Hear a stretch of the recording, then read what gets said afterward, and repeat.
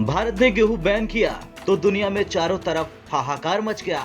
America जैसे शक्तिशाली देशों ने भारत को लेकर कई बयान भी दे डाले, लेकिन भारत सरकार ने सिर्फ अपने देशवासियों की प्राथमिकता देखी और अब ये आगे भी जारी है। इस बार भारत सरकार ने आटा और मैदा के एक्सपोर्ट पर भी रोक लगाने का निर्णय लिया है। सरकार ने गेहूं के आटा और अन्य उत्पादों के निर्यात पर रोक लगाने के फ्रेमवर्क को गुरुवार को मंजूरी दे दी। इससे पहले सरकार ने मई महीने में गेहूं के निर्यात पर रोक लगाने का फैसला लिया था। गेहूं के आटे के निर्यात पर लगी रोक अगले सप्ताह 12 जुलाई से प्रभावी होगी। इसके बाद आटे के निर्यात के लिए निर्यातकों को इंटर मिनिस्ट्रियल कमेटी से मंजूरी लेने की जरूरत पड़ेगी। Director general of foreign trade यानी DGFT ने एक नोटिफिकेशन में इसकी जानकारी दी। नोटिफिकेशन में कहा गया कि गेहूं के आटे के निर्यात की नीति फ्री ही बनी रहेगी, लेकिन इसका निर्यात करने के लिए गेहूं के निर्यात को लेकर बनी इंटर मिनिस्ट्रियल कमेटी से मंजूरी लेने की जरूरत होगी।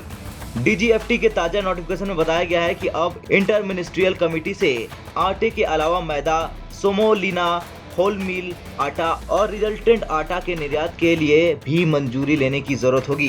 कमेटी की मंजूरी मिलने के बाद ही अब इन उत्पादों का भारत से निर्यात किया जा सकेगा।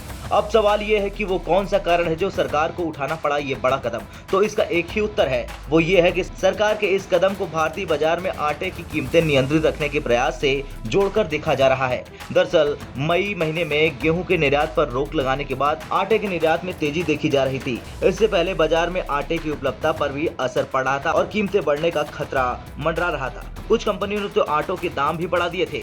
इस कारण गेहूं के निर्यात पर रोक लगाने का सरकार का ऐलान कारगर साबित नहीं हो पा रहा था। अब नई पाबंदियों से इस मामलों में सुधार की उम्मीद बढ़ गई है।